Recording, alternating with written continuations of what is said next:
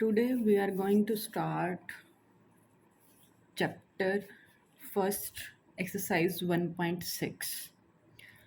Some students have not done exercise 1.6 and 1.7. So our first chapter is exact differential equations. Okay. In this chapter we have to solve the equation of the type mdx and dy is equals to 0. We had seen different methods up to 1.5 how to solve this type of equations. In this type, rule number 4, we have to solve this equation by integrating factor, that is e to the power f of y dy. Here f of y is calculated by curl n by curl x minus curl m by curl y divided by capital M. M is what? This. N is this, whose partial derivative with respect to x, and partial derivative of m with respect to y. Got it?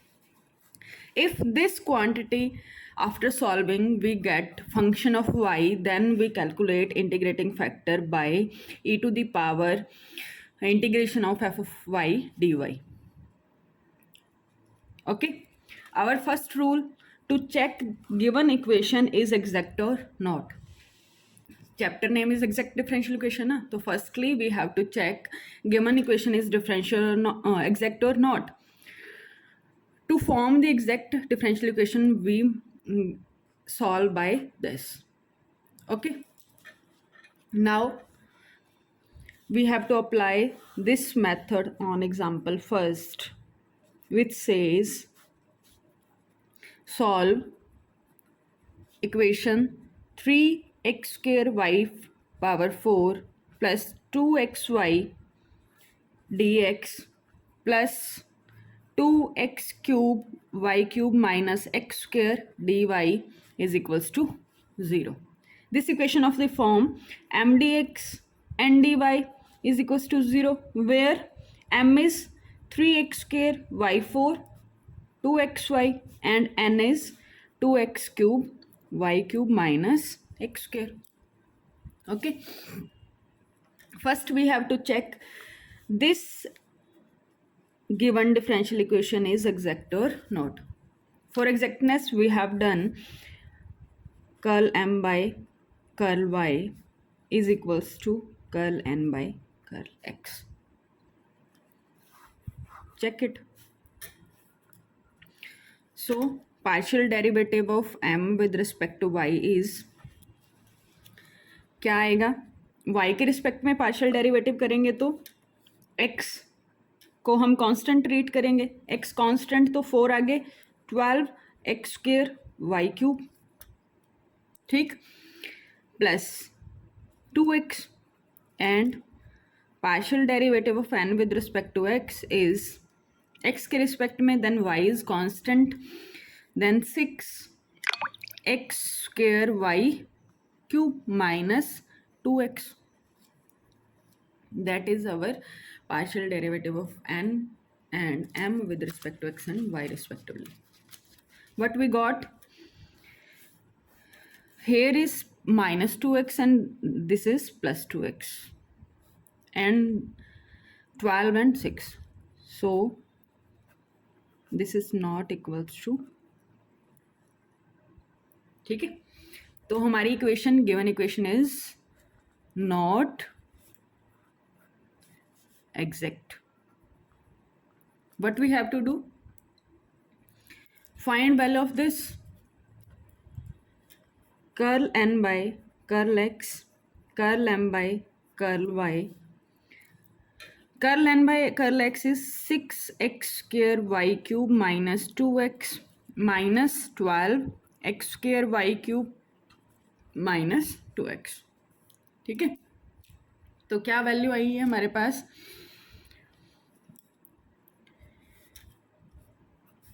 Minus का 6x square y cube and minus का 4x। ठीक है, minus common ले लो, 2 भी common ले लो, x भी common ले लो, क्या रहा हमारे पास 3xy² माइनस प्लस का 2। ठीक है, अब क्या करना है, इस फैक्टर को हमें m से डिवाइड करना है। सो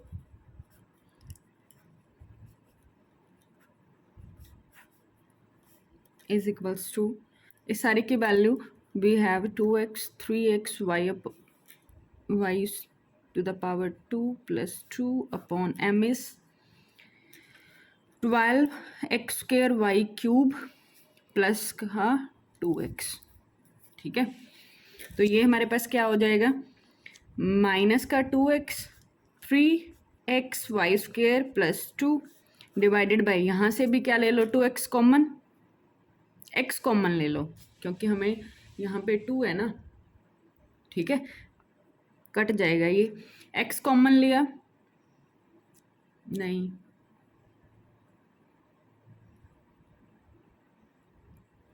सॉरी m पुट करना था हमें, हमने वाली पुट कर दी curl m by curl x की। 3x² y4 पुट करना था, 3x² y to the power 4 plus 2xy। ठीक है, तो यहाँ से xy कॉमन लेंगे।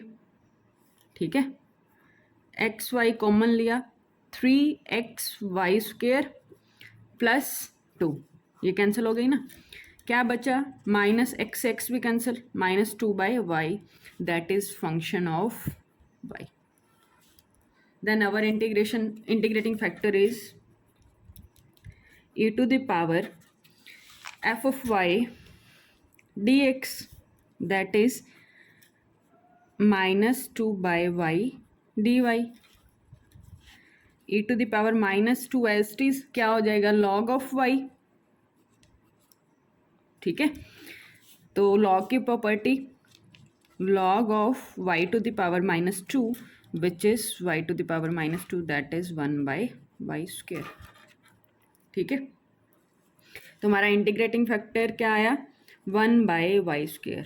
अब हमें इंटीग्रेटिंग फैक्टर पता है, अगर आ जाए तो हम क्या करते हैं, जैसे हमने 1.5 में किया था, मल्टीप्लाई करने के बाद फिर हम एग्जैक्टनेस चेक करते हैं, एग्जैक्टनेस चेक करने के बाद हम सोल्यूशन निकालते हैं। सोल्यूशन वही integration of m plus integration of n। m में हमारी कंडीशन क्या रहेगी, y कांस्टेंट, और n का जब हम इंटीग्रेशन करेंगे तो x वाली टर्म्स नहीं लेनी। ठीक है, तो हमारा इंटीग्रेटिंग फैक्टर आया 1/y², और गिवन इक्वेशन थी हमारे पास, ये इक्वेशन थी आपकी 3x² y4 plus 2xy multiply dx plus 2x³ y³ minus x² dy is equals to 0। ये आपकी स्टेटमेंट गिवन थी। अब इंटीग्रेटिंग फैक्टर को इस इक्वेशन से मल्टीप्लाई करना है। ठीक है, multiplying both side by 1/y²। Direct step लिख रही हूँ, जब 1/y² से मल्टीप्लाई करेंगे तो यहाँ और इधर भी 1/y², ये तो सारा 0 हो जाएगा। तो ये आएगा 3x² y² plus 2x/y dx plus 2x³ y minus x²/y² dy is equals to 0. Here is our new m and here is our new n. What we have to do, again check its exactness. ठीक है, अब तो हमने integrating factor से multiply करके exactness check करनी है, तो ये ट्रू आएगा। ठीक है, तो आपकी ये इक्वेशन क्या बन जाएगी, एग्जैक्ट बन जाएगी। एग्जैक्ट बनते ही आपने इसका सोल्यूशन निकालना है, तो सोल्यूशन क्या होता है, m dx n dy is equals to constant. ठीक है, m में y कांस्टेंट, y को कांस्टेंट ट्रीट करना, n में नॉट इंक्लूडिंग वो सारी टर्म्स लिखनी है जो x को इंक्लूड नहीं करती, वो सारी टर्म्स जो x को इंक्लूड नहीं करती।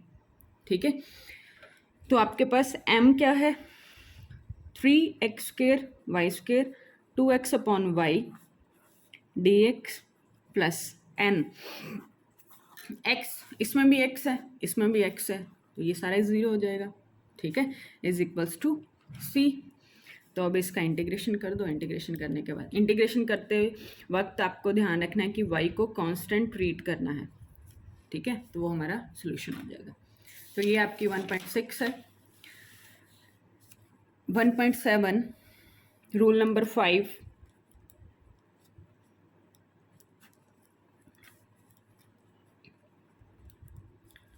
rule number 5 says if the equation of the type mdx and dy is equals to 0, अगर हम इस इक्वेशन को कैसा बना दें, मतलब इक्वेशन में से कॉमन लेके x to the power y a और y to the power b into m y d x n x d y plus x to the power c y to the power d और P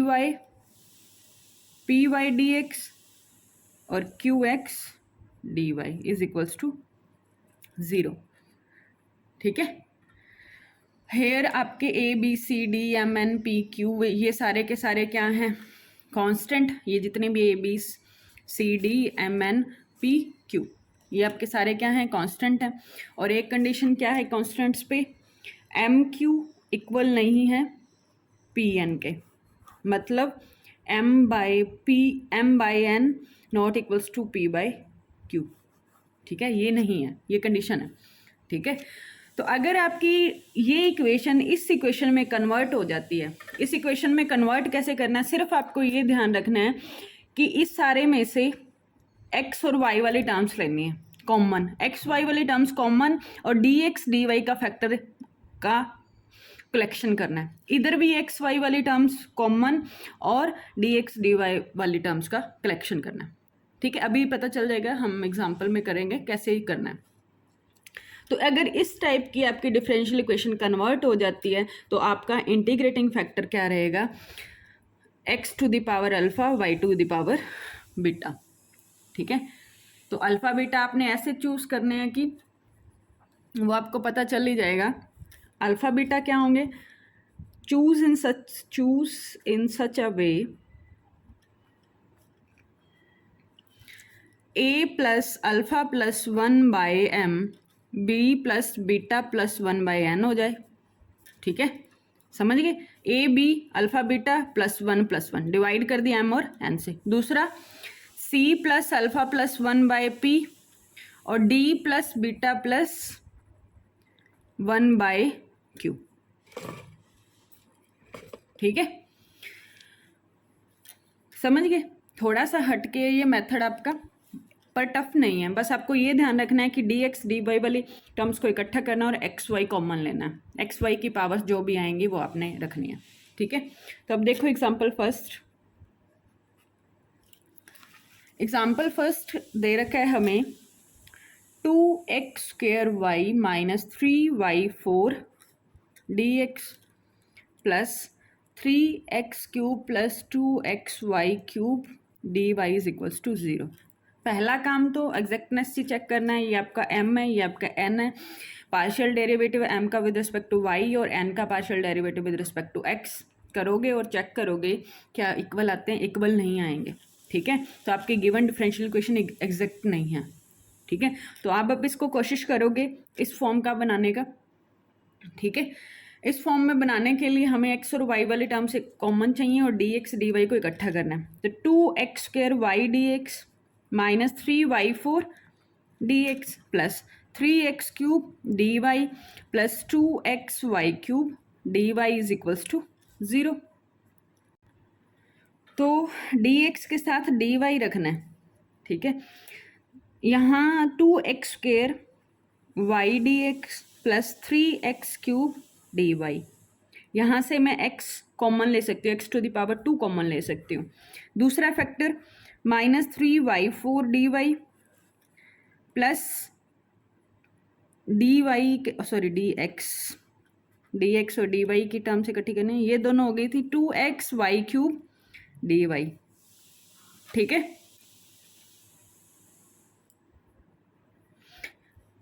अगर आप ऐसे pair लेते हो यहाँ तो common आ जाएगा, बट इस फैक्टर में कुछ कॉमन नहीं आएगा इन दोनों में, ठीक है। तो हमने ये फैक्टर को इसके साथ लिया और इस फैक्टर को इसके साथ लिया, तो अब यहाँ पे क्या कॉमन आया, एक्स स्क्वेयर कॉमन आया, 2y dx 3x dy plus यहाँ से आपके पास y क्यूब कॉमन आएगा, -3y dx और 2x dy is equals to 0, ठीक है। अब यहाँ पे y टू द पावर 0 और यहाँ पे x टू द पावर 0 लिख सकते हैं ना हम 1 को ऐसे।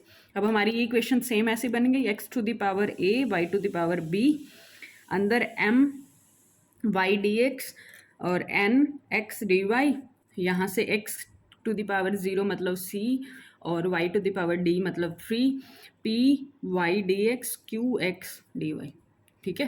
तो हमारे सारी वैल्यूज हमें मिल गई। तो इंटीग्रेटिंग फैक्टर आपका क्या रहेगा, इंटीग्रेटिंग फैक्टर के लिए वर्ड मत हो ना, ठीक है। सबसे इजी मेथड क्या है, इंटीग्रेटिंग फैक्टर को हम क्या करते हैं, इक्वेशन के साथ मल्टीप्लाई कर देते हैं, गिवन इक्वेशन वही कर दो और कंपेयर कर लो, क्योंकि इंटीग्रेटिंग फैक्टर से मल्टीप्लाई करने के बाद ये इक्वेशन एग्जैक्ट आती है। एग्जैक्ट के लिए हम curl m by curl y is equals to curl n by curl x रखते हैं, इक्वल रख के वहाँ से कोफिशिएंट कंपेयर करके वैल्यू निकाल लो अल्फा बीटा की, ठीक है। थोड़ा सा लेंथी जाएगा पर ईजी है,